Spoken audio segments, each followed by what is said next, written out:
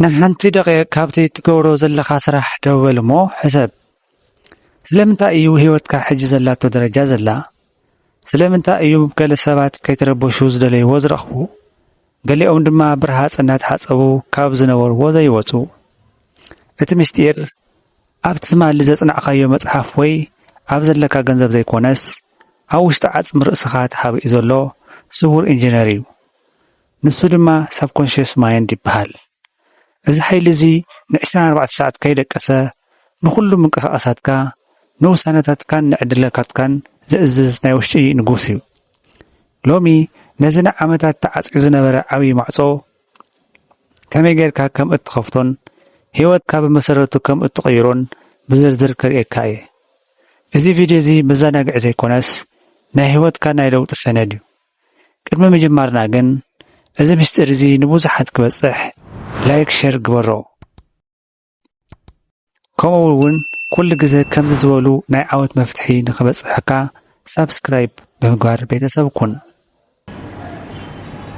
መብዛሕትና ኣእምሮ ክንብል ከለና ነቲ ንሓስበሉን ንውስነሉን ንቑሕ እምሮ ወይ ድማ ኮንሽስ ማይንድ ጥራይ ኢና ንርኢ ንሱ ግን 5 ሚእታዊ ጥራይ ካብ እምሮና እዩ እቲ ዝተረፈ 95 ሚእታዊ እቲ ዓብዪ ሓይሊ ሳብኮንሽስ ማይንድ እዩ ነዚ ብምስላክ ገልጸልካ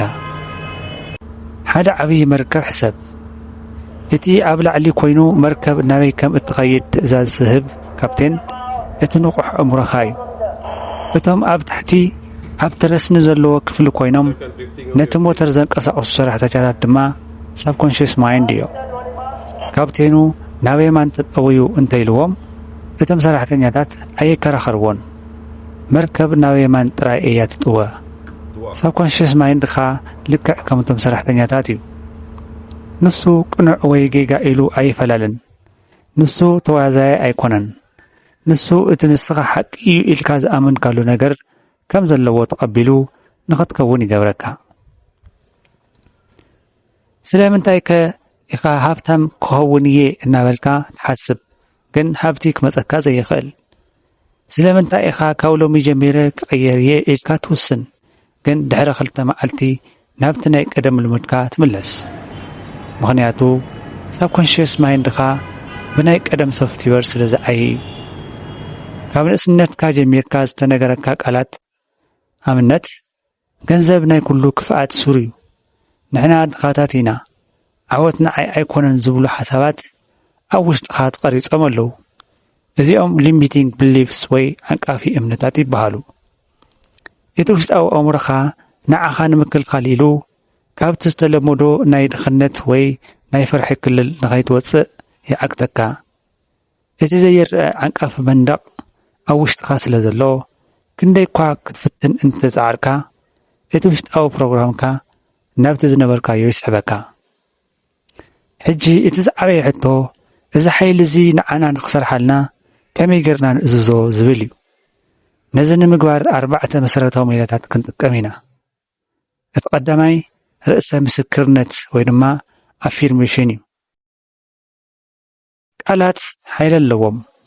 ክፍትን እየ ኣይትበል ኣነ ዓወት ይግባኣኒ እዩ ኣነ ብቑዕ እየ በል ነዚ ቃላት እዚ ደጋጊምካ ክትብሎ ከለኻ ሳብኮንሽስ ማይንድካ ከም ሓድሽ ሓቂ ክቕበሎ ይጅምር እቲ ምስጢር ግን ብስምዒት ምባል እዩ ስምዒት ዘይብሉ ቃል ናብ ውሽጣዊ ኣእምሮ ኣይበፅሕን ካልኣይ ስእላዊ ኣተሓሳስባ ወይ ድማ ቪዥዋላይዜሽን እዩ ሳብኮንሽስ ማይንድ ብስእሊ እዩ ዝሓስብ ቅድሚ ምድቃስካ እቲ ክትበፅሖ እትደሊ ህይወት ከም ዝበፅሕካዮ ጌርካ ሰኣሎ ነቲ መኪና ጨብጦ ነቲ ዓወት ስምዓዮ ንሳብኮንሽስ ማይንድካ ናይ መጻኢ ምስሊ ሃቦ ንሱ ድማ መገዲ ክፈጥር እዩ እቲ ሳልሳይ ነጥቢ ድማ እቲ ወሳኒ ግዜ ወይ ድማ ቴታ ስቴትስ ምጥቃም እዩ ሳብኮንሽስ ማይንድካ ዝያዳ ክፉት ዝኾነሉ ግዜ ቅድሚ ምድቃስካ ዘለዋ 5 ደቃይቕን ምስ ተንሳእካ ዘለዋ 5 ደቃይቕን እየን ኣብዚ ግዜ እዚ ኣእምሮኻ ኣብ ቴታ ዝበሃል ደረጃ ይርከብ ኣብዚ ግዜ እዚ ድማ እትሓስቦ ሓሳብ ብቐጥታ ናብ ውሽጢ ይሰርጽ ስልኪ ካብ ምርኣይ ትቆጠብ ኣብ ክንድኡ ብዛዕባ ዓወትካ ሕሰብ እቲ ራብዓይ ሜላ ንብሎ ድማ ድግምጋመ ወይ ድማ ሬፒቲሽን እዩ። እዚ ማለት ልማድ ብድግምጋመ እዩ ዝሰርሕ። ሓንሳብ ምስሊ ስለ ዝረኣኻ ጥራይ ኣይኮነን መዓልታዊ ክትገብሮ ኣለካ። ከምቲ ንእሽቶ ነጠብቲ ማይ ንዓብዪ እምኒ ከም እትሰርቆ ድግምጋመ ድማ ንዝኾነ ተሪር ናይ ውሽጢ እምነት ይሰብሮ። ዝኸበርካ ተዓዛቢ ህይወትካ ናይ ኣጋጣሚ ውፅኢት ኣይኮነተን። ህይወትካ ውፅኢት ናይቲ ኣብ ውሽጥኻ ዘሎ እምነት እያ። ካብ ሎሚ ጀሚርካ ንሰብኮንሽስ ማይንድኻ ጽቡቕ ነገር ጥራይ መግቦ፣ ጽቡቕ ሕሰብ፣ ጽቡቕ ተዛረብ፣ ብሩህ መጻኢ ድማ ሰኣል። እዚ ቪድዮ እዚ ንህይወትካ ክልውጥ ከም ዝኽእል ኣምን እየ። ካብዞም ዝረኣናዮም ነጥብታት ንዓኻ ዝያዳ ዝተንከፈካ የና እዩ? ወይ ድማ ካብ ሎሚ ጀሚረ ናብ ኣእምሮይ ክቕየር እየ ኢልካ ኣብ ኮመንት ጻሓፈለይ። እዚ ትሕዝቶ እዚ ንብዙሓት ክበጽሕ ላይክ ሼር ምግባር ኣይትረስዕ። ንዝያዳ ትምህርቲ ድማ ሰብስክራይብ ግበር። ብሩህ ናይ ዓወት መገዲ ይምነየልካ። ሰላም።